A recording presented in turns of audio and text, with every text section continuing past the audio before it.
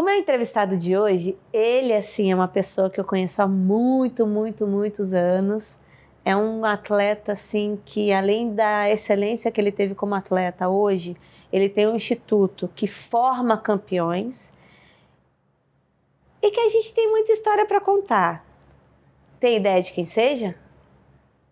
Ah, não acredito que vocês não sabem quem é. É o grande judoca Flávio Canto. E Dani? Flávio, olha, eu sei que a gente se conhece há muito tempo, mas muito obrigada por ter vindo. Ainda mais, gente, que vai ser pai do ano, tá? Pra quem não sabe, já tá sabendo agora, já revelei, se não era pra revelar, desculpa. E aí, primeira coisa que eu vou perguntar, e a ansiedade? Eu não sei quando é que vai ao ar, mas se bobear, se não for logo, já vai ter nascido, né? Ah, já vai ter nascido? Então vou mudar aqui. Mas, beleza. Vou mudar. Primeira coisa que eu vou perguntar, como é que tá sendo os primeiros dias de papai do ano? Aí você me ferra, né? Ei, Dani, pode falar, essa gravação tá sendo feita na expectativa. Não, beleza. Eu tô pensando aqui que eu vou falar. Porra, cara, tá foda. Que, meu Deus. Ontem eu passei a noite sem dormir. Não, mas é bom pra pegar ele. Não, eu posso brincar. Diz aí, Flavinho, como é que tá essa expectativa?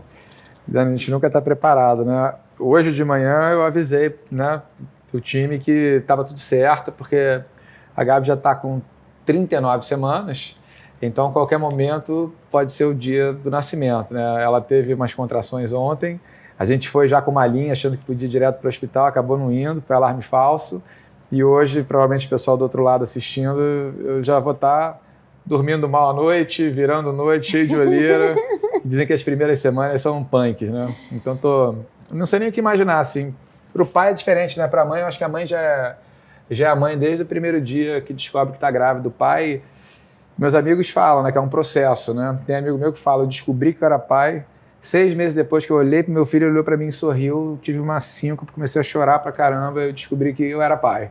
Eu acho que eu vou descobrir mais cedo, mas é uma transformação tão grande, né? Eu não consigo muito imaginar como é que dentro da barriga da Gabi tem uma pessoa que eu vou amar mais do que qualquer pessoa que eu já tenha amado na vida, mais que meus pais, mais que tudo. Então, e é óbvio que isso vai acontecer, mas é um amor que eu não tenho a menor ideia do tamanho que ele vai ser assim de fato, vou descobrir. Vai estar com a Gabi lá, claro, segurando a mão dela? Se não tiver não vai lá, desmaiar não, né? Aí eu já não prometo. Que, aliás, assim, você acompanhar uma gravidez, você sai diferente, né? Porque a mulher é muito... até a obstetra falou, se o homem que engravidasse, a humanidade estava extinta. Porque o homem é frouxo, né? E a mulher é poderosa, né? O que até... O parto, né, tem que ter muita força, né? E ela falou, a maioria das vezes, quando alguém passa mal, é o homem, né? A mulher lá sofrendo para sair a criança e o homem, pum, desmaia. Como é que vai acontecer comigo?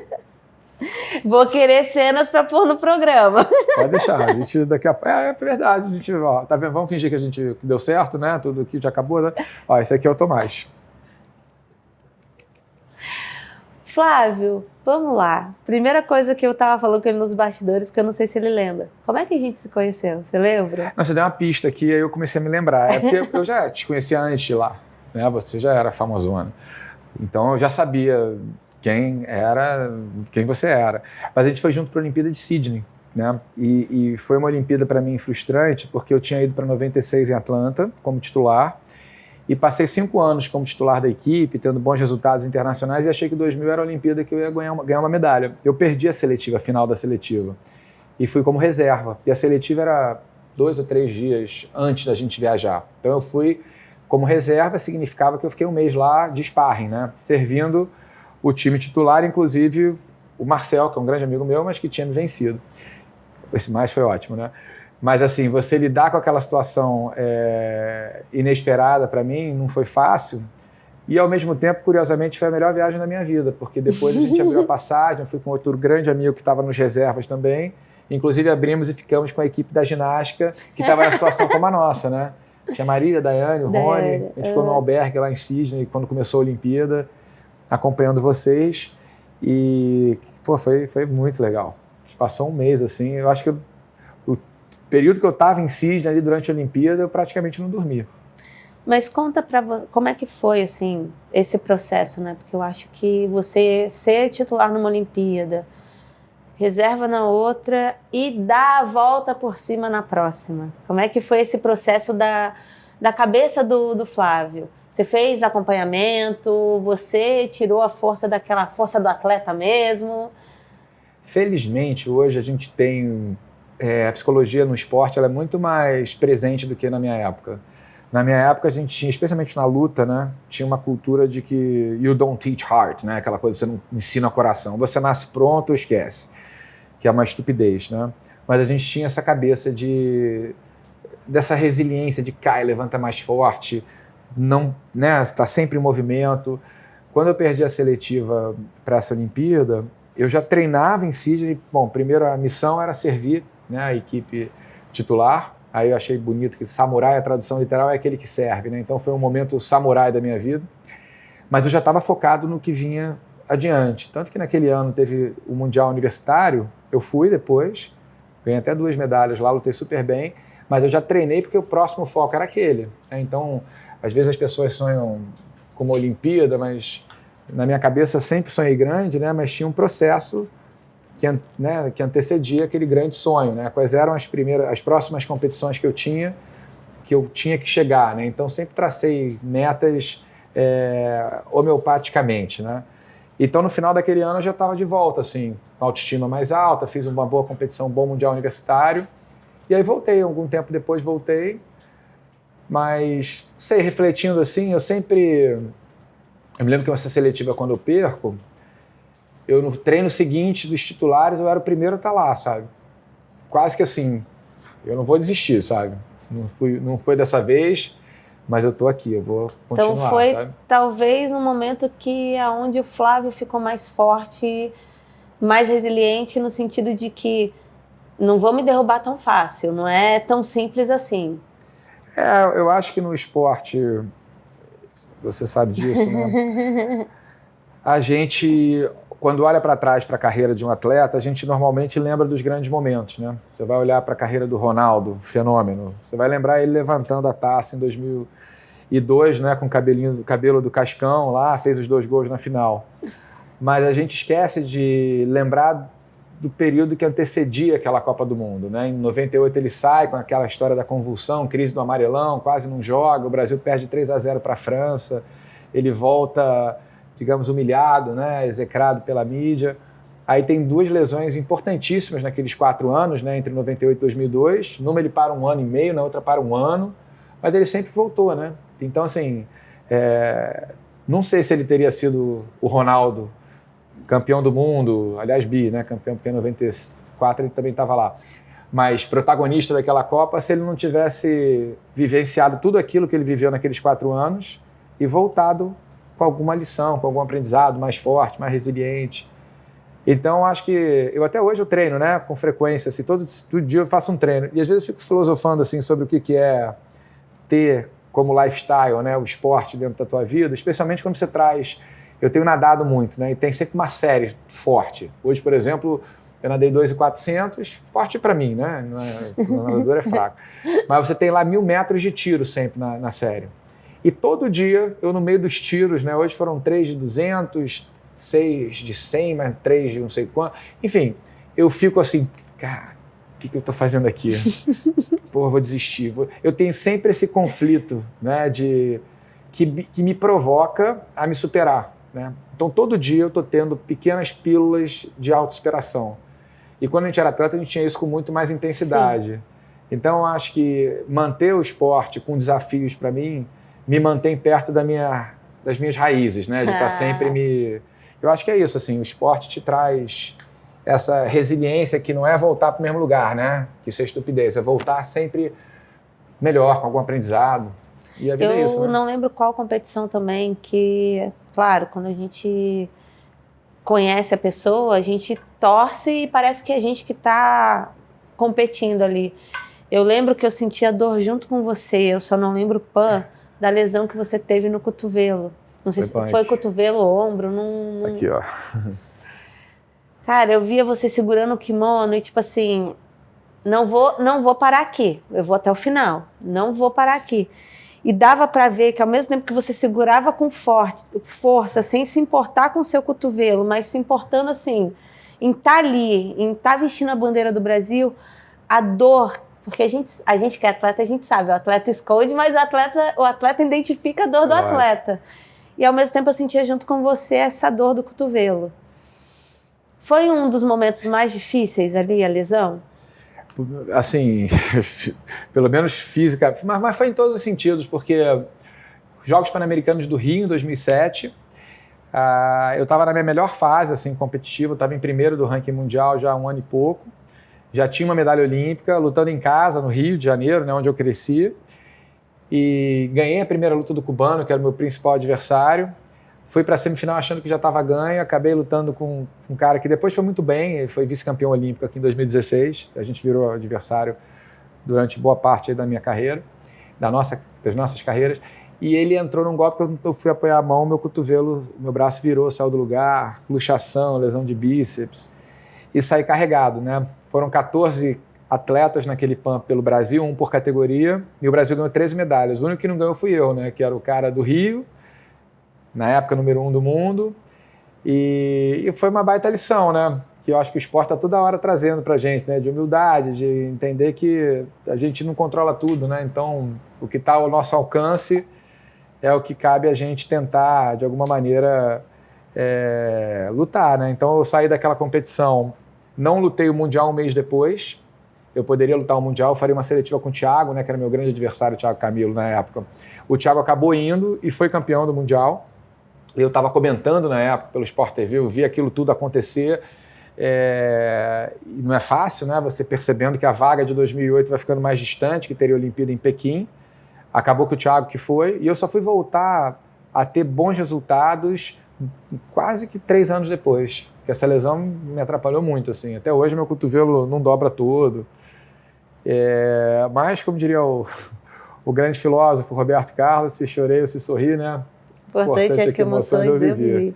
Uma coisa legal. Que fica muito na minha cabeça também, Flávio, é que eu não fui medalhista olímpica, mas eu tive a oportunidade de assistir o meu irmão ser um medalhista olímpico. Que história, né, também? Não é um medalhista olímpico, quero saber... eu acho que é elevado à enésima potência. O que ele fez ali foi assim... Eu acho que é a história que talvez eu mais conte para os meus alunos, sabia? A história do Diego. Porque, assim, são 3 ciclos olímpicos, né? Cai de cara, cai de bunda, depois você vai lá e... Porra, todo mundo... Né? Naquela, acho que foi a segunda, né? O pessoal cai em cima dele, né? E ele consegue ali, né, respirar, continuar. E ele já estava sendo boicotado, né? Do time, né, que pensava em formar a equipe. Ele consegue a vaga naquele Mundial que antecede a Olimpíada no último segundo. A história do Diego acho que não sei se é mais, tá, mas seguramente top 3 aí das histórias de resiliência e superação, né? O Diego, aliás, vocês dois, né, porra? Aí ele quebra a apresentadora, né? Porque a apresentadora ia pedir para ele falar da emoção que foi subir no pódio e receber a medalha vestindo a camisa do Brasil. Dani, assim, a Olimpíada que eu ganhei medalha foi em 2004, né? E foi a Olimpíada depois que eu perco a seletiva de 2000. Foi uma seletiva, assim, para mim muito dura, porque eu fiz com o Thiago Camilo, meu grande adversário da minha vida, assim. E no meio da seletiva, do processo, porque foram 3 melhores de 3, né? Então a seletiva aconteceu durante 3, 4 meses. E morre o sensei do meu sensei, que era meu sensei também, o Sensei De Luca. Então, assim, na reta final. Então, foi uma Olimpíada e uma seletiva e um pré-olímpico, assim, que eu nunca imaginei, sabe? Então, foi tumultuado. Foi muito. 2 meses antes, meu pai tem um infarto, então quase foi embora. Então, a Olimpíada, que era tudo que eu sonhava, né? De repente, fica desse tamanho, né? Eu só pensava no meu pai se recuperar. E a minha lembrança da Olimpíada não é nem muito da Olimpíada, é do jantar que a gente tem depois da Olimpíada com meu pai vivo. Né? Meu pai fez uma operação grande, de sei lá quantas pontes de safena, e estava lá meu pai, minha mãe, minha família. Então foi assim, foi o dia mais feliz da minha vida. Provavelmente, né, quando essa entrevista passar, vai ter nascido o Tomás, então talvez passe a ser o segundo. Mas por enquanto, a gente está gravando antes do Tomás nascer, foi o dia mais importante, mais bonito assim, da minha vida. Mas não só pelo contexto, né? Pelo meu pai vivo, minha família reunida.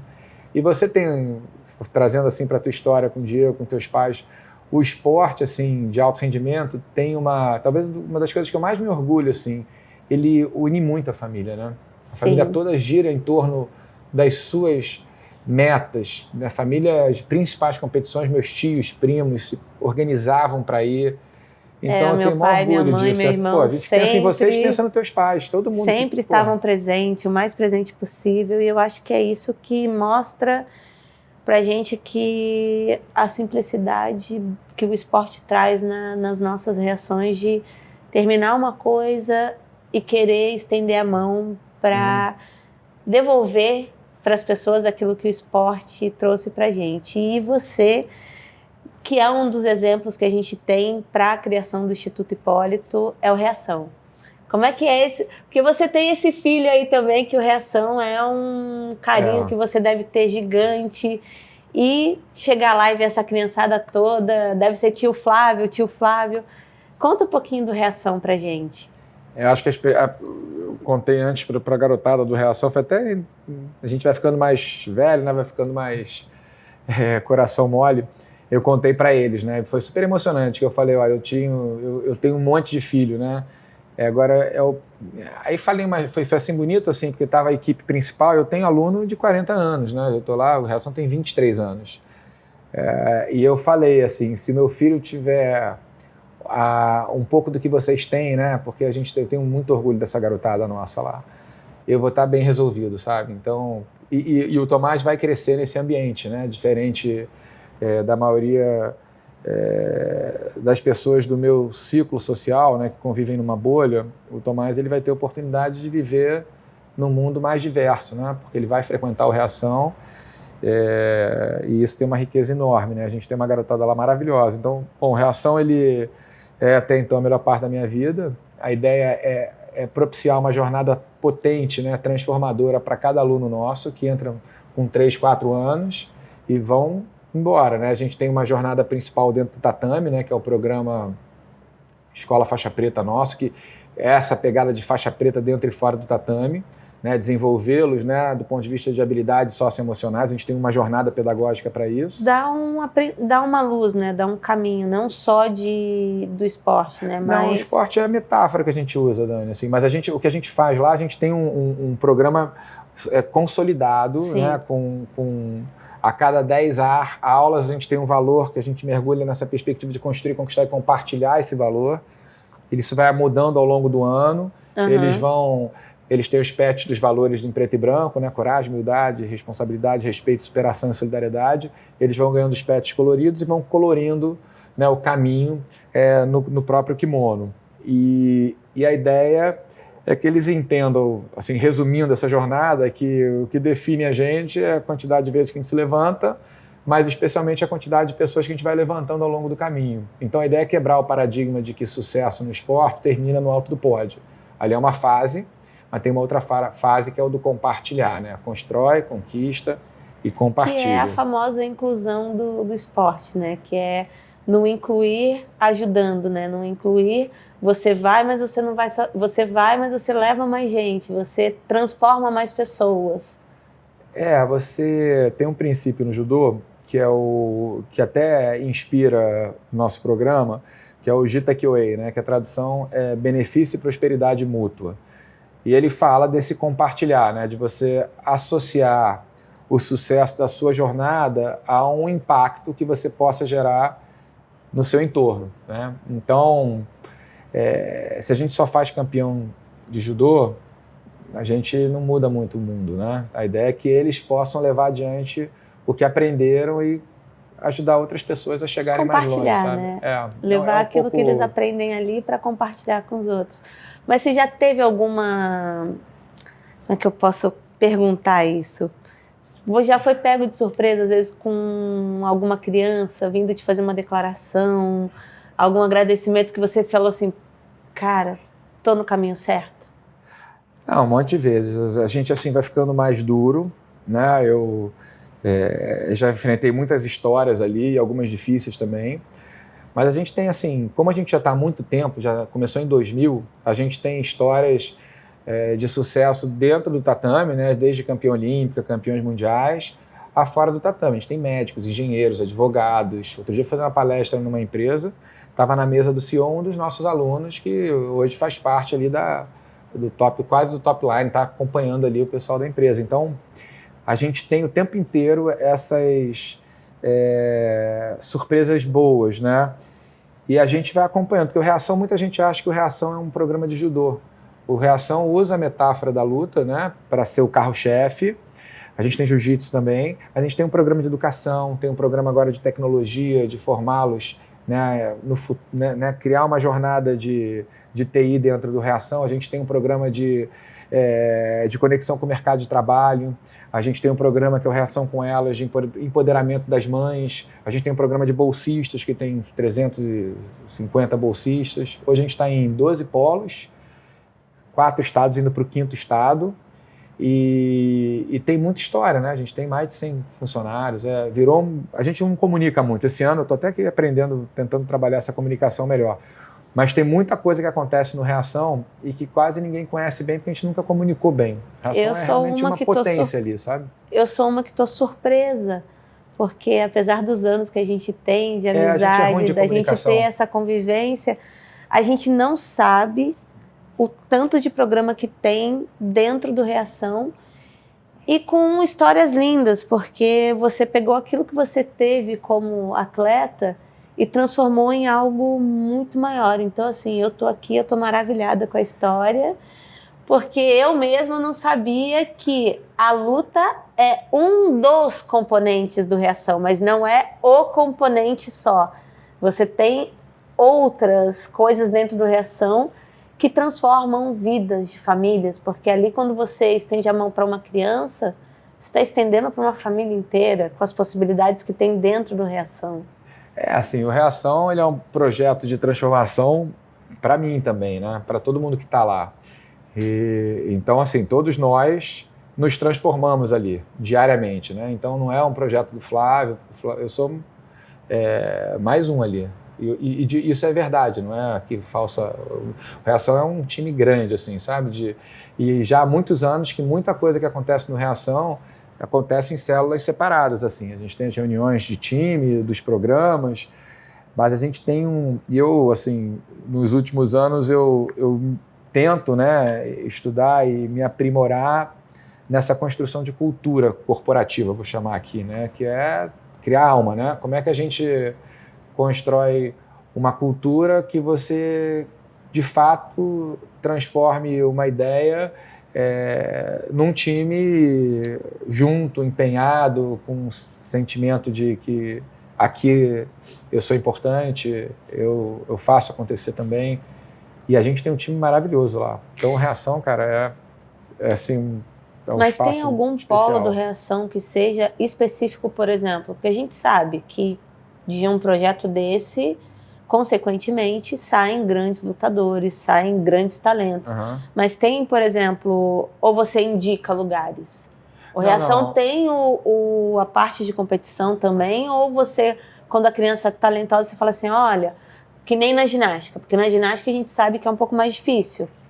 Na ginástica, quando a gente tem um talento dentro de uma escola que não tem uma estrutura de um clube grande, a gente pega, senta com os pais e conversa, olha, ela é muito talentosa, então leva para o Flamengo, leva para o Fluminense. Se tem a possibilidade, vai para São Paulo. Então, assim, a gente acaba indicando, mas ainda não somos formadores de atletas. É caro, né?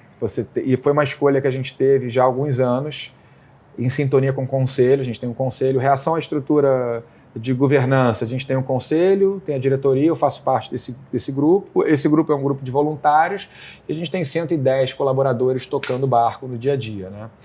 E a gente tomou essa decisão já há muitos anos de que a gente ia investir nesse topo da pirâmide. Ou seja, a gente tem desde o início a ousadia de fazer da base ao alto rendimento. E no meio desse caminho a gente tem os programas, inclusive, de inserção no mercado de trabalho, né? O desafio nesse lugar é que o alto rendimento é muito caro, E a gente tem, assim, para você ter ideia, nos últimos 3 anos, a gente teve pela primeira vez, nesses últimos 3, um ranking geral da Confederação Brasileira de Judô, que conta as medalhas das classes, desde a garotada até os mais velhos, né? Garotada sub-15, sub-18, sub-21. O Reação ficou em primeiro em 2 anos, ficou em primeiro esse ano também. Então, o Reação é muito equilibrado, né? em qualidade. Então, aí a gente compete com Pinheiros, com Sojipa, Minas Tênis, Flamengo, Paineiras, SESI, com os clubes muito sofisticados. Mas a gente conseguiu se sofisticar, inclusive do ponto de vista de captação, para manter essa garotada, né, no Reação com a estrutura que eles precisam. A gente tem um programa de mandar para a Europa todo ano a garotada.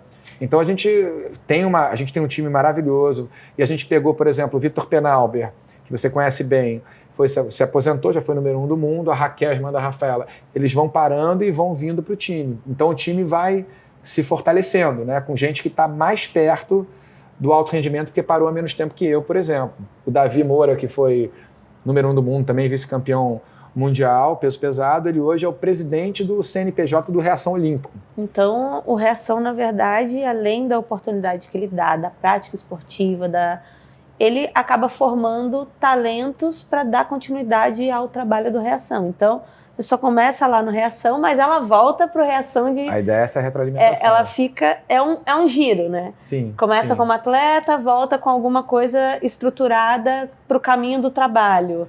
A gente tem, assim, uma preocupação lá muito grande, e eu tenho com o Brasil também, mas a gente tentou até fazer um programa que talvez até ande um dia, mas está meio que em stand-by, que é desconstruir o paradigma que o atleta no Brasil é burro, né? Que acaba sendo um fato, porque as confederações, os técnicos de alto rendimento, eles têm uma preocupação com o resultado, e não com aquele atleta como ser humano e como alguém que vai ter mais parte da vida não atleta do que como atleta.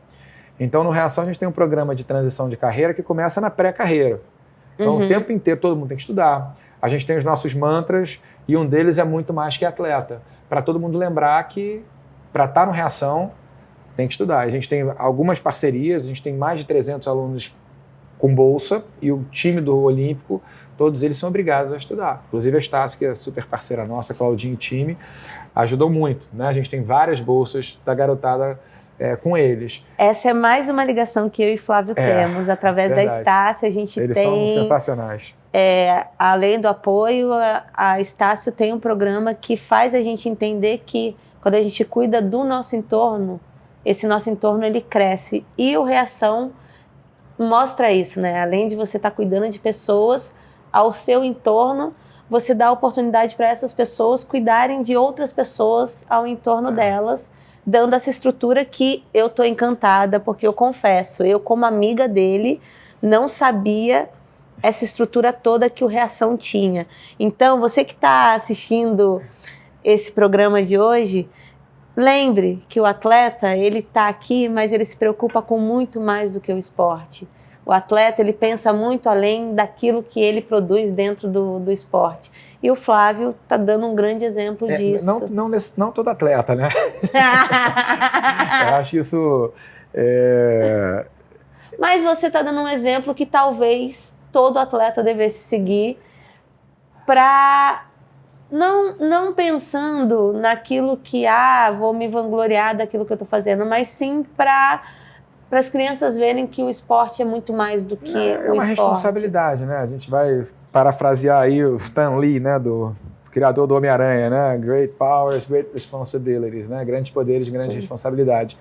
E a gente, como atleta, pelo menos no nosso nicho, no nosso universo do esporte, a gente tem algum poder, né?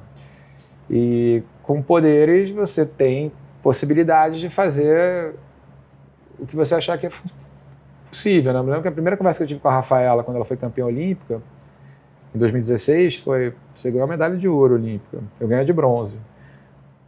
A medalha de ouro, em teoria, te traz mais poder do que a medalha de bronze. Agora, o tamanho que você vai dar para essa medalha depende do que você vai fazer daqui para frente, né? Você chegou numa etapa do caminho que é o tal construir, do conquistar. Agora, o compartilhar, quem define é você, né? E isso é uma escolha que a gente faz. Para quem a gente quer levar o impacto que a gente teve, né? Eu lembro que uma vez, eu não sei, isso aí você pode contar melhor do que eu até, que você contou que você ajudou bastante a Rafa no momento que ela passou de dificuldade, porque a gente sabe que não foi fácil também o que ela passou antes de chegar à medalha olímpica, né? Antes de chegar ao ouro olímpico. Eu não lembro em que fase foi que você me contou que teve muito do lado dela também. Não, a Raquel, que é a irmã dela, hoje inclusive é head coach lá, é uma das principais técnicas do Reação, né? A Rafaela é uma pessoa especial, né? Ela é diferente, ela sempre foi. Ela desde o primeiro dia, o Geraldo, que é meu técnico, o técnico dela a vida inteira, que é o coordenador do Reação Olímpico, né? Hoje ele está até com ele abriu 2 polos do Reação, ele está no Rio Grande do Norte. Ele sempre falou, desde o início, essas duas, ela e a Raquel, elas vão chegar longe. E chegaram. A Raquel não chegou mais longe, na minha opinião, porque ela teve uma lesão muito importante no joelho. Ela teve uma lesão de cruzado muito dura. Então, ela se atrapalhou um pouco, mas teve resultados em mundiais, etc. E a Rafaela, ela, com 16 anos, ela foi campeã mundial júnior com atletas até 20 anos. Então, ela, com 4 anos antes do limite da idade, ela foi campeã mundial. E eu sempre fui o policial mal da história da Rafaela, assim. Então a Rafaela, certamente, quando ela pensa em mim, ela tem alguns calafrios, porque eu era o cara que enchia o saco, né? De estudar, de postura, de tudo isso. Mas, na verdade, você não estava sendo cara mal, você estava sendo cara preocupado com o futuro dela. Mas os mais jovens demoram para perceber isso, né? Mas ela vai perceber um dia, espero. Mas ela é muito... E ela conseguiu agora ser bicampeã mundial, né? Ela saiu do Reação em uns 2 anos, ela foi pro Flamengo. O Geraldo foi muito duro, né? E para mim, assim, filhos a gente cria pro mundo, né? Então, se vai ser mais feliz lá, eu quero mais, eu dou força. E ela teve essa história do doping, que foi, assim, na minha opinião, né? Foi uma... injusta, assim. Eu conheço a Rafaela bem. E eu sou um cara que critica a beça, a Rafaela, mas ela jamais faria uso de qualquer... Ela não tem nem essa... Não faria, tá? E foi suspensa 2 anos, né? Que ela foi... O doping era daquela história de asma, né? E voltou e foi campeã mundial agora. Foi bicampeã mundial esse ano. Eu me lembro dessa história e, no caso, meu irmão também tinha bronquite asmática. Eu lembro que a CBG... e o COB juntos sempre se preocupavam que todo final de ciclo eles tinham que refazer um documento que o Diego tinha que tomar. Né, para ele poder então ele mandava esse documento para o COI autorizava e aí o COI voltava o documento para o Brasil e o Brasil mandava para a FIG. Então já sabiam que o Diego tinha isso. Então, quando isso aconteceu com a Rafaela, muita gente veio falar comigo e eu expliquei exatamente essa situação. O Diego fazia esse documento todo ciclo, de 4 em 4 anos, porque ele precisava. Era um remédio que, sem o remédio, de vez em quando, ele podia ter um treco por conta da asma. Então, eu entendo o que você falou de saber que ela foi injustamente prejudicada nesses 2 anos, no sentido de ter sido afastada pelo doping. É a minha opinião, né? Mas é uma atleta, assim... E o que acontece, quando a gente trabalha com um grande número de alunos, né? Hoje a Reação tem quase 3.500, 4.000 alunos. Você, eventualmente, se depara com fenômenos. Sim. Né? E a gente tem agora uma geração que está vindo também fantástica, assim. A gente, no Mundial Juvenil esse ano, a gente levou 5 atletas, assim, que são... Um deles foi vice-campeão mundial, mas estava na final ganhando bem, deu uma bobeada. A gente tem uma geração muito forte vindo aí. Mas tudo por conta, na minha impressão, e vocês estão acontecendo, o Diego já tocando, né? É o time, né? É tal do first who, né? Primeiro com quem você se junta. Faz, né? a estrutura.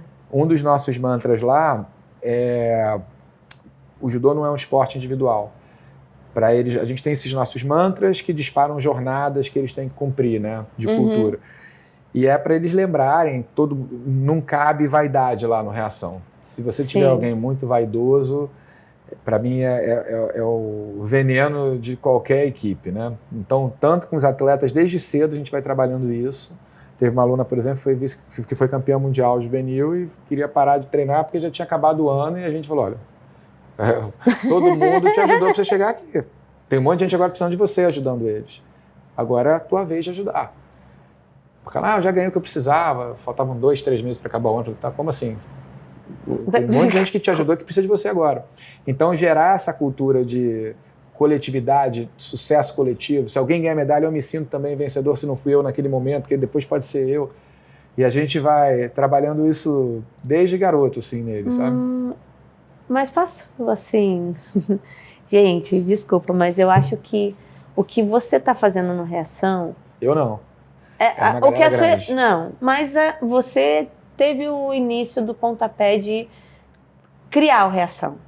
Eu acho que a equipe que você juntou nada mais é do que um espelho daquilo que você sempre teve de ensinamento na sua vida de atleta e acho que na sua vida de pessoa, Flávio. Porque desde que eu te conheço, você é essa pessoa, que você é o coletivo. Muitas vezes você se doa não só pro Flávio, eu via isso quando nas suas competições, nas suas lutas. Você não se doava só pelo Flávio, na categoria do Flávio. Você abraçava a todos que estavam ali naquele momento da luta, da competição. Então eu vejo hoje muito um espelho daquilo que você teve como atleta, que você está levando isso adiante, mas de uma maneira grande, de uma equipe muito bem montada. Eu acho que semelhantes se dão bem com semelhantes também em termos de valores, né? Então, quando você tem uma cultura sólida, as pessoas que acreditam de verdade naquilo se encontram naquilo. Quem não é muito parecido com essa ideia acaba de alguma maneira indo embora. Não tem muito como uma pessoa muito um equipe, né? Alguém que é aquele perfil equipe está junto de uma equipe, porque ele não ele não é feliz ali. E não, porque acaba não é não melhor se nem pior, é só diferente. E a gente tem um time com essa cabeça, né? Então não é porque se espelharam em mim, é porque eles são assim, a gente está junto no mesmo, e a gente constrói essa história o tempo inteiro, né? Porque é um ser vivo, né? Cultura. Você está sempre evoluindo, trazendo mais input. A gente agora tem um painel que a gente faz a cada trimestre para alocar os alunos em cada um dos polos, dos valores que a gente trabalha para a gente conversar com eles. E é um trabalho contínuo. É que nem assim, eu estou imaginando, né? Que os meus amigos aqui, a coisa mais difícil que existe é educar um filho, né? Você ser pai, você ser mãe. Porque não é assim, agora acertei. Todo dia você está tendo que... É se reinventar a todo momento. Ensinar, educar, não é... Acabou, agora já eduquei. É o dia inteiro, né? Então, é um pouco por aí também. E agora sim, fugindo totalmente do assunto, porque eu acho que a gente deixou muito claro esse projeto que ele tem, que é incrível, maravilhoso. Eu, como atleta, eu tive estou tendo, né? Porque o meu faz pouco tempo que eu estou me transitando e me jogando para outros projetos. Como é que foi essa sua transição? Assim, você teve esse cuidado de se preparar para a sua transição? Foi do nada e você ficou perdido? O que eu vou fazer agora? Ou não, realmente você foi aquela pessoa que se preparou, estudou? É claro que a gente para o esporte de alto rendimento, mas a gente nunca deixa de ser atleta porque a gente não consegue ficar quieto. Mas a gente sabe como é difícil, né, você ter uma morte em vida, né, que é o que a gente tem como atleta, né, e muito cedo, né, você começa garoto ali, criança, adolescente, sonhando com a Olimpíada, aí chega ou não chega, enfim, a gente teve uma carreira de muitas competições e de repente quando você está ainda muito jovem, você tem o teu corpo dizendo, esquece que não dá mais, cara, você não pode mais, não dá. As lesões demoram mais tempo para recuperar, você não consegue ter o mesmo rendimento que você tinha mais novo, e aí você chega num momento que você ou para ou mandam você parar, né? Eu acho que eu cheguei ali, eu acho que eu parei num momento que eu acho que foi apropriado, assim.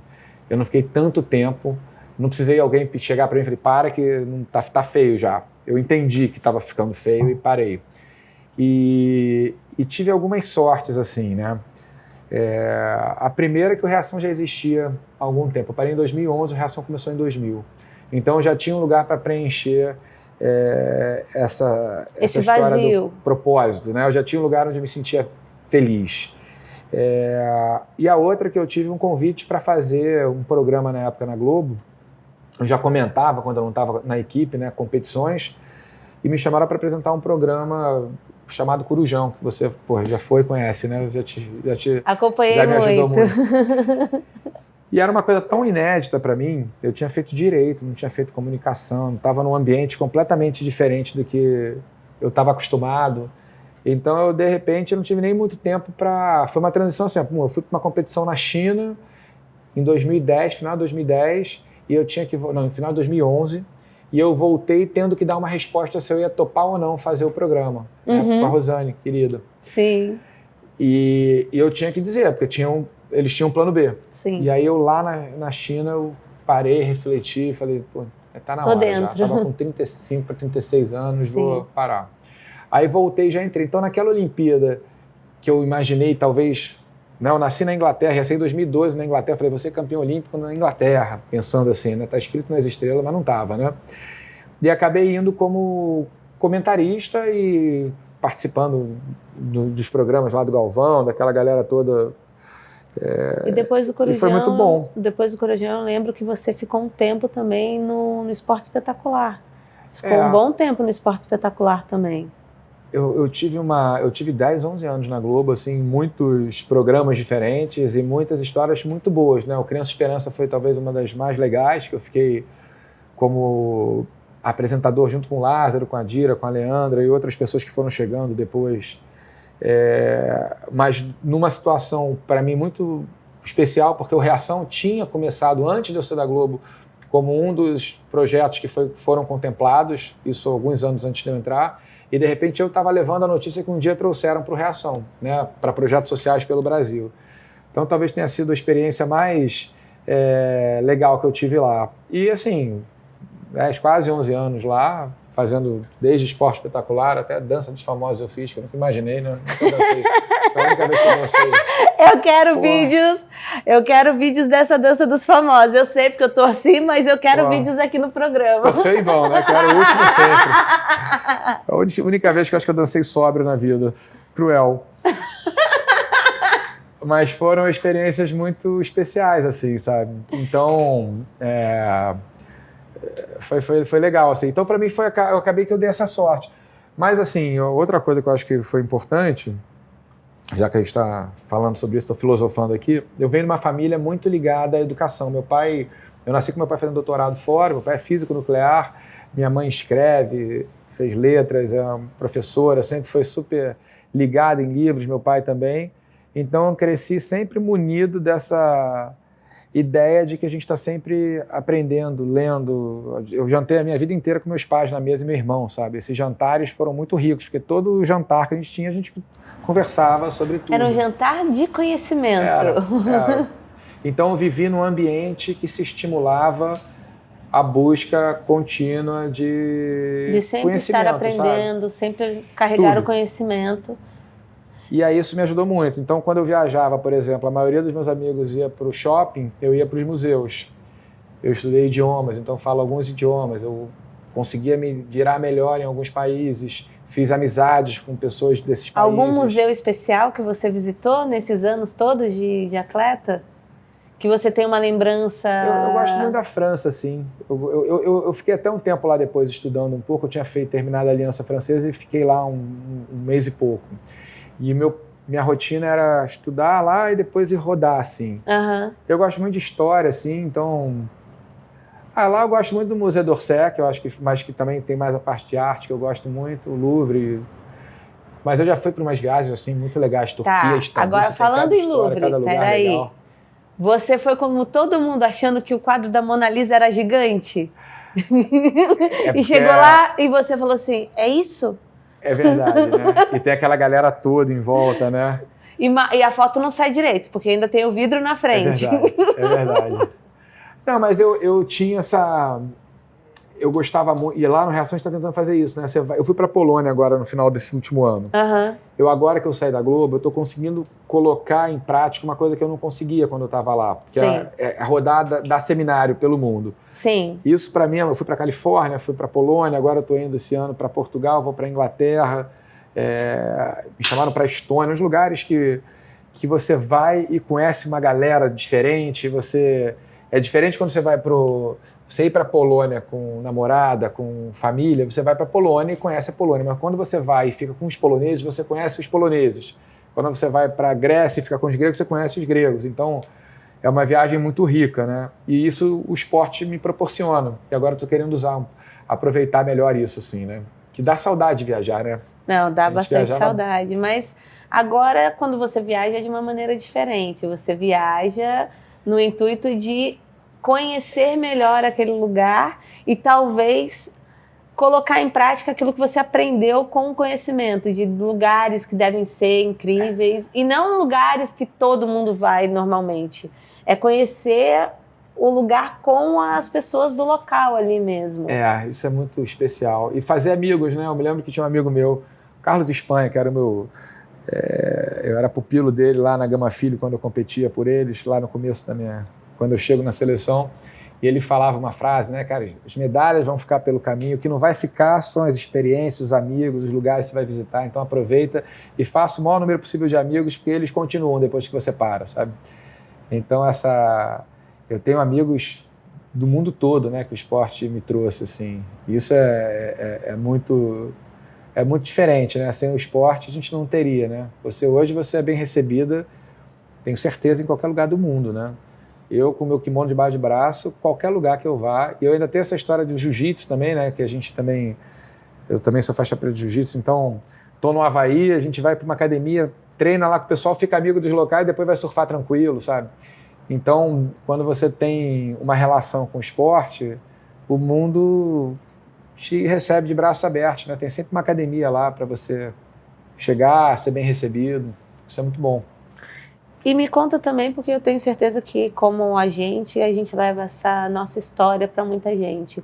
Com as palestras, assim, quais lugares você já foi, assim, que você nunca imaginou que talvez chegasse com a sua história para você levar um pouquinho de esperança e que as crianças pegassem aquilo como força para não desistir daquilo que talvez fosse muito difícil? Assim, hoje eu faço essa história de seminário mais fora do Brasil, quando eu faço de luta, né? Uhum. E aí tem uns momentos assim curiosos. Eu fui para a Polônia agora, tinha, sei lá, cara, umas 1.000 pessoas, de criança a adulto, e eles fizeram uma entrada que eu estava até achando meio... até engraçado, né? Que era entrar de moto num ginásio com fogos de artifício, com música, escuro. Eu entrei assim, foi uma coisa de maluco, assim. Eu fiquei constrangido, assim.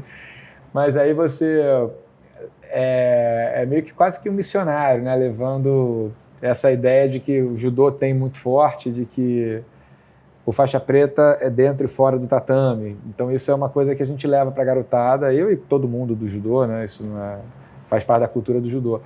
E palestra acabou virando uma história que eu não esperava, assim. Eu acabo fazendo com frequência aqui em empresas, né? Mas muito nessa linha das metáforas que a gente tem no esporte, que conversam com cultura de uma empresa, né? Você pensando num time, numa empresa, você até a geração X para trás, né? Que é minha cronologicamente, né? Você falava-se muito em performance, né? Uma empresa bem-sucedida era uma empresa que botava, né, dinheiro no bolso do acionista.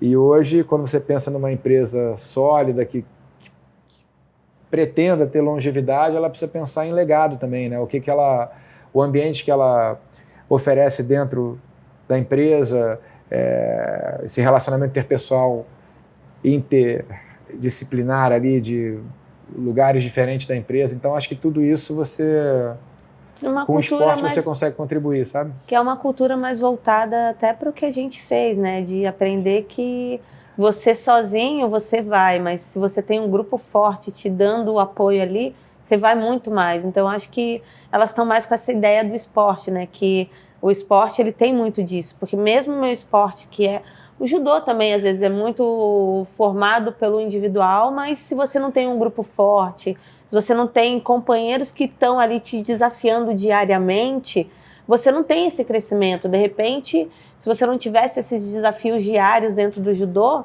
você hoje não teria, talvez, esse leque, né, de... E o esporte traz uma ideia assim, que eu acho que se conecta com a intenção, né, de uma empresa bem-sucedida, de você não pode no esporte trazer deixa a vida me levar, porque você tem que ser eficiente, você tem que ter foco, você tem que estar o tempo inteiro entendendo, né, refletindo sobre o que deu certo, o que não deu, onde eu melhoro, onde eu evoluo, por que eu perdi essa competição. Você tem feedback recorrente, o tempo inteiro você está fazendo auto-feedback, teu técnico fazendo uma análise crítica, né, do que aconteceu, do que pode melhorar. Então você está sempre, você precisa correr contra o tempo, porque o tempo é curto. Você tem o tal FOMO, né, a história lá do Fear of Missing Out, né, você não tem como esperar muito tempo para alguma coisa dar certo, porque você tem um prazo ali estabelecido, a Olimpíada acontece daqui a pouco, eu tenho que estar bem, eu tenho que fazer o índice. Então você tem vários componentes dentro do esporte que, se você transfere para o universo corporativo, eles fazem muito sentido. Sim. E são muito fáceis de serem entendidos, né? Então, acho que vira uma metáfora assim, poderosa para você clarear um pouco o que, né, coisa do think like an athlete, né? Pense como um atleta. Olha eu metido aqui falando inglês, porque eu vi um artigo que falava sobre isso, foi mal. Mas a coisa de você ter o arquétipo, né, os atributos do atleta para você levar para alguém numa empresa, eu acho que é um sonho, né? Assim, é mais fácil que a empresa dê certo, né? Sim, porque a gente, na verdade, quando você para pensar em tudo que a gente passa no esporte, nos desafios que a gente tem diários, nada mais é que um desafio que todo mundo tem, só que a vivência acaba trazendo um conhecimento para a gente poder contar isso e poder dividir com as pessoas. Eu acho que a divisão que a gente leva disso para as pessoas, eu acho que você vê alguém, quando você termina a palestra, pelo menos eu tenho essa sensação, quando você termina uma palestra e a pessoa chega assim para você: me ajudou muito, vou seguir isso, vou adiante. Isso é poderoso. Quando você pensa que a cada empresa que a gente faz isso, você consegue ajudar uma pessoa, você já sai tão realizado de ter conseguido isso. E eu imagino você que é uma história e um exemplo que eu quero seguir. Isso eu não preciso esconder, porque a gente fala isso sempre para você, que o exemplo que você deu pra gente como instrutor, como uma pessoa que levou a sua história para instruir, para incentivar e para dar de exemplo para o seu instituto, antes mesmo de você decidir parar, é um exemplo que a gente quer levar adiante. Eu acho que a gente, no instituto, a gente fez muito isso voltado para aquilo que você fez no Reação. Então, é um exemplo. E para mim, como atleta, como pessoa, eu sempre tive esse exemplo também muito grande. E para mim, hoje, estar aqui com você é mais do que especial. Além do amigo, do atleta que eu fui torcedora, do empresário que hoje eu tenho como exemplo de vida, e ter escutado cada vez coisas que garanto que, como eu, muita gente está conhecendo hoje, me inspira cada vez mais. Não, Madalena, vocês vão inspirar muita gente, né? Porque tem muita gente que não conheceu a história de vocês, da garotada onde vocês estão, né? Vocês chegam num projeto novo, vocês pegam uma garotada que está começando com 8, 9, 7 anos, então eles terem a experiência de ouvir de vocês, né? O que fez você chegar numa medalha quando ninguém tinha sonhado, conseguido chegar perto para a medalha mundial. Meu irmão contando da saga das medalhas olímpicas, da medalha olímpica dele, das Olimpíadas que ele precisou fazer para chegar nela. O desafio é como é que você transfere isso, né, para a garotada vestir essa história, né, e olhar para si e falar, eu também posso, né? Que eu acho que é o desafio de vocês, e eu também, né, de fazer essa garotada acreditar. Qual é o playbook, né, de você chegar onde você chegou? Tem um manual? Não tem, mas tem o caminho. O caminho que você seguiu, que você pode tentar de alguma maneira levar para eles, né? Que o que vocês fizeram, que aliás é bizarro, né? Porque 2 irmãos chegaram onde vocês chegaram, porque um já é, mas os 2 chegarem, haja genética, né? Impressionante, né? Ai. Agora, vamos lá. Como na ginástica, a gente sabe que tem as histórias engraçadas. Eu quero uma história engraçada aí dos seus anos de atleta. Agora agora é voltar ao Flávio atleta lá com histórias engraçadas. A gente se divertiu muito, assim. Mas tem umas histórias que eu não sei se são engraçadas, se são tristes, se são loucas, mas eu sempre tive fama de atrasado, né? E muito zen, né? Tem amigos meus que falam que o Flávio é o maconheiro que nunca fumou maconha. Porque se eu fumar, ferrou. Porque eu sou totalmente zen, eu não me estresso, chego atrasado, tá tudo certo. Só tô tentando melhorar isso. Mas teve uma história, por exemplo, que eu acho que ilustra com perfeição esse lado horrível meu. Mundial de 2010 no Japão. Eu estou no cinema assistindo um filme, até me lembro do nome do filme, que era 5 vezes Favela, que tinha um aluno nosso que fazia. E aí liga o diretor técnico da seleção, perguntando onde eu estava, né? E eu vi que ele estava meio nervoso. Onde é que você está, pô? Onde é que você está? Só falta você, não sei o que. Eu falei, estou no cinema, quando acabar eu te ligo. Ele falou, você está de sacanagem, eu estou falando sério, onde é que você está, pô? Só falta você aqui no avião. Eu falei, que avião, Nico? Você tá maluco, pô? Tá aí seleção inteira que a gente tá embarcando agora pro Japão, pro Mundial. Onde é que você tá? Não era hoje? E aí eu olhei pro relógio, ele falou, volta, vem. Eu falei, Ney, não tem a menor chance de eu conseguir chegar. Pô, falta 1 hora pro voo embarcar. Eu falei, chama a Rafaela, que eu não tava acreditando. A Rafaela tava na equipe. A Rafaela atende e falou, Flávio, é verdade, só falta você. Aí eu olhei e falei, puta, esqueci o dia do Mundial.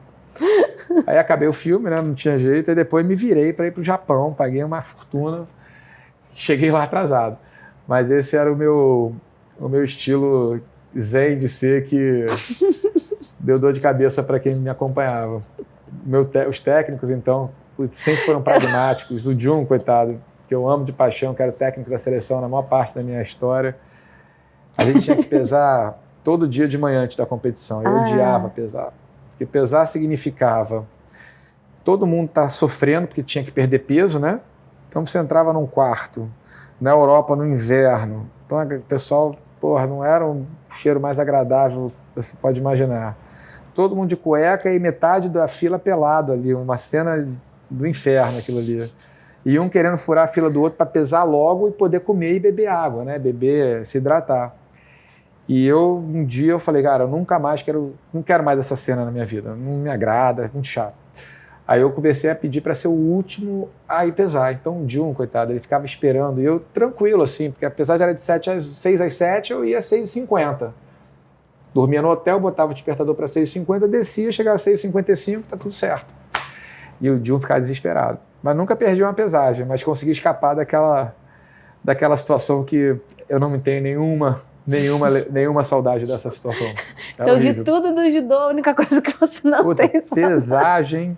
Imagina, os caras gigantes ali, fedorentos, pelados, um atrás do outro, querendo pesar. Imagem do inferno. Que horror. Isso eu não quero mais, não. Não, eu com história de pesagem, a gente também não tem as histórias mais agradáveis do mundo. No caso, vocês eram checados. A gente também era checado. A gente tinha que pesar diariamente. Tinha uma regra, mas eu era tranquilo de peso. Mas a gente tinha que pesar para competir. Vocês não precisavam pesar para competir, mas vocês estavam o tempo inteiro sendo observadas, né? Mas e às vezes era loucura, não? Uma coisa que eu observei nos anos que a gente esteve junto em competições, você era um dos poucos judocas que eu não via fazendo, usando saco plástico para correr pela vila, para perder peso, para pesagem. E isso você teve sempre muita consciência de, tipo, como é que você... Porque o atleta, eu digo por mim, eu demorei a ter essa consciência de que eu não precisava deixar de comer. Tinha a maneira certa de comer pouco, de poder comer de tudo, mas comer pouco. Como é que você conseguiu ter essa consciência de não sair do seu peso durante esses anos? Porque o judô, a categoria é por peso. Foi uma escolha, na verdade, minha. desde muito cedo. Eu, com 19 anos, com 18 anos, eu decidi, eu vou lutar numa categoria que seja perto do meu peso real. E a maioria das pessoas escolhe uma categoria 5, 6 quilos abaixo do peso real. Porque eu entendi que eu ia viver boa parte da minha vida fazendo aquilo que eu gostava, eu queria poder fazer aquilo que eu gostava com prazer. E a maioria dos meus amigos que viajavam comigo passavam a vida inteira sofrendo. Então a gente ia para a Alemanha para uma competição, eu conhecia a Alemanha e meus amigos ficavam correndo de agasalho o dia inteiro, sauna, agasalho, sofrendo.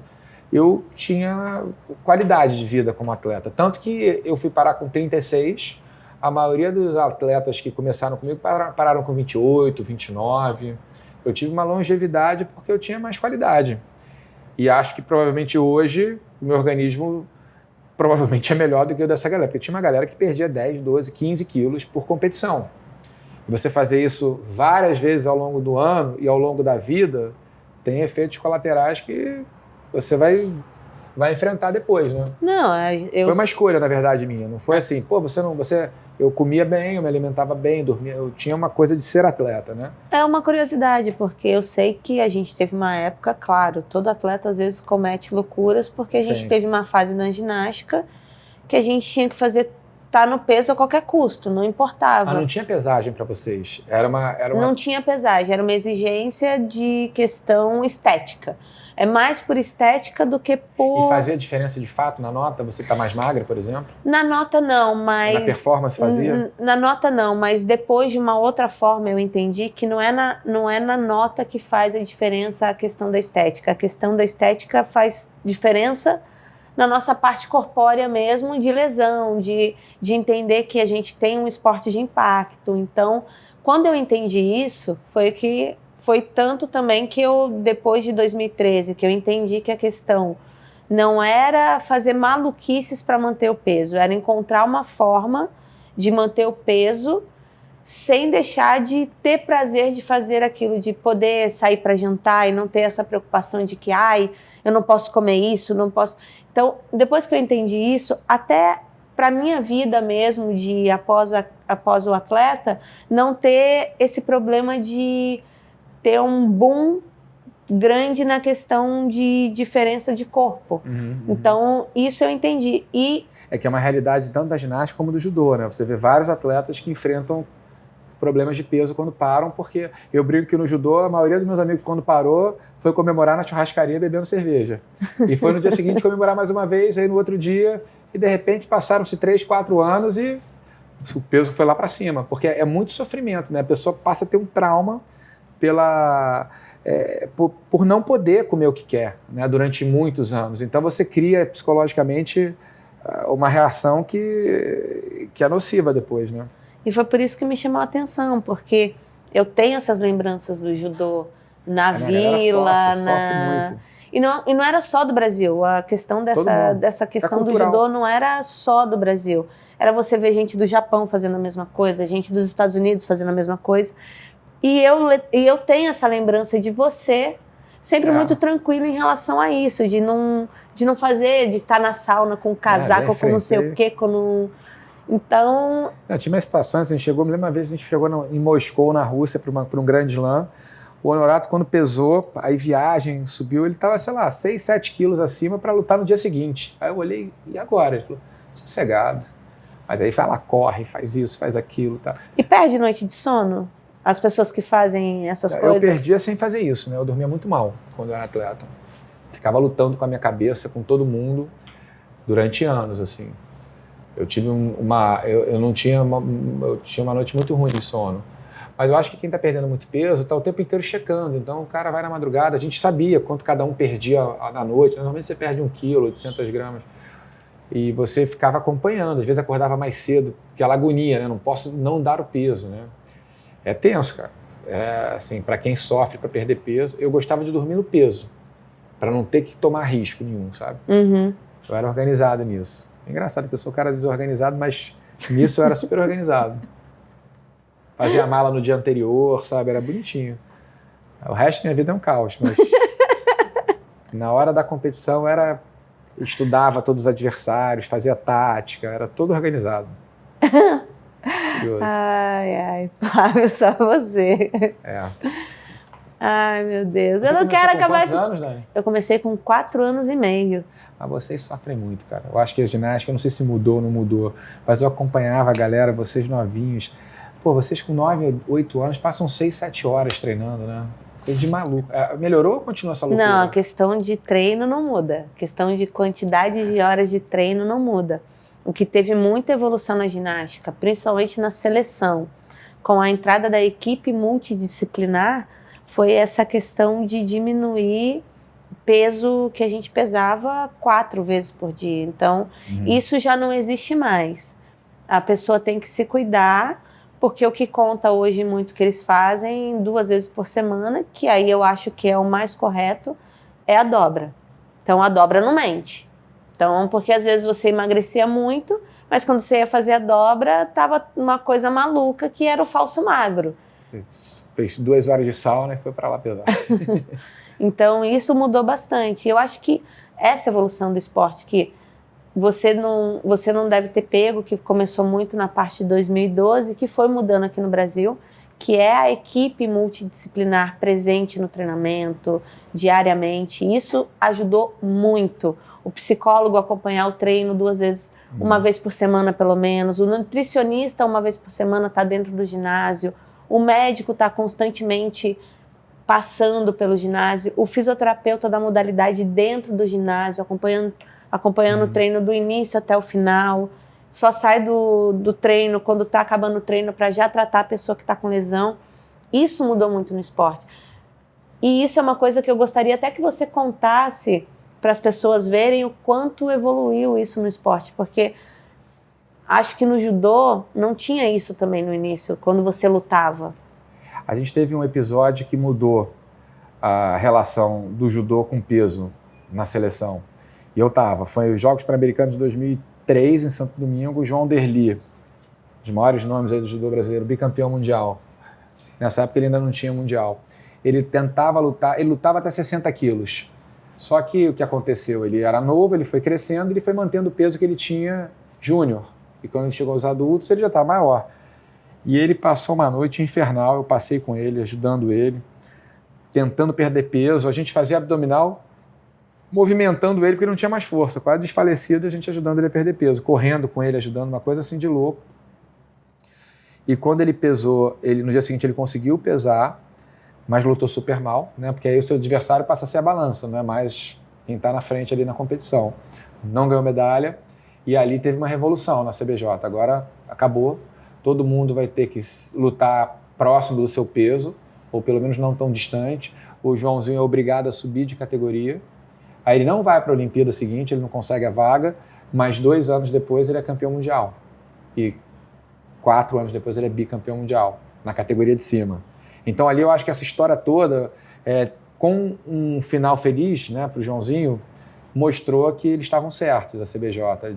Isso o Castro Pio, que era o médico da seleção, muito amigo nosso, de ter uma preocupação com a saúde do atleta nessa relação de perda de peso, para não ser uma coisa de maluco, porque era uma coisa muito doida, era meio que eu decidi que eu vou lutar até 60 quilos, se eu pesar 75, o problema é meu.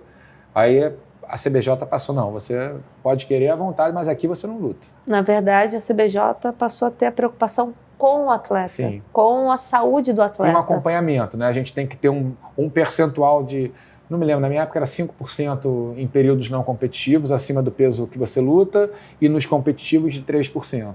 Então você tinha ali isso ao longo do ano inteiro. Você não consegue enganar todo mundo o tempo inteiro. Então você acabava conseguindo criar uma cultura de você lutar numa categoria mais perto da sua realidade de peso. Isso foi importante. Então precisou acontecer isso com um atleta que é super renomado dentro do judô para ter essa evolução. A história da humanidade, né? Alguém se ferra para a gente enxergar um erro e consertar para frente. Flávio, assim, para mim é muito especial estar batendo esse papo, mas agora eu costumo fazer, não uma pegadinha, porque eu acho que isso não... Você pode tudo, Dani. Eu queria que você dissesse para mim uma palavra que define o Flávio Canto. A reação. Família. Tem que ser uma só, né? Família, Porto Seguro. Momento especial. Olimpíada. Vida. Aprendizado contínuo. Agora, para todos esses judocas aí que são fãs do Flávio Canto, deixa aí uma palavra para essa criançada toda que acompanhou essa entrevista de incentivo para lutar, para seguir em frente. Bom, vamos lá. A gente tem um monte de mantra, né? O esporte é cheio de mantras, a gente usa o tempo inteiro lá no nosso instituto. Então, um deles remete a essa ideia de estar sempre buscando aprender um pouquinho mais com a faixa preta com o espírito de faixa branca, que é o que a gente está sempre passando lá para a garotada, né? Nunca achar que já sabe o suficiente, está sempre com essa síndrome da próxima luta, olhando adiante, querendo melhorar, e acho que esse é o ritmo da vida, né? Está sempre em movimento. Flávio, muito obrigado por ter vindo, muito obrigada por ter aceito esse desafio da sua amiga de estar iniciando aí uma batalha que talvez você tenha me ensinado também por eu ter acompanhado a sua carreira, não só de atleta, mas de empreendedor, de apresentador. Muito obrigado mesmo, principalmente nesse momento também tão especial para você, Flávio, como pessoa que é ser pai e transmitir toda esse conhecimento que você tem, esse amor que eu tenho certeza que essa criança vai falar assim, daqui a uns anos eu vou encontrar ele e vai falar assim, meu pai é demais. Dani, eu que agradeço, sou teu fã desde sempre. E, vamos terminar com a foto dele, né? Que ele já vai ter nascido, né? Então chama a foto aí do Tomás e a gente termina, pode ser? Vem, Tomás, com a gente para curtir, para dar o like nessa foto, para vocês deixarem os comentários aí e para acompanhar o Na Área com Daniela Hipólito. Se você gostou dessa entrevista, então não perca o próximo programa. Eu aguardo vocês no próximo Na Área com Daniela Hipólito.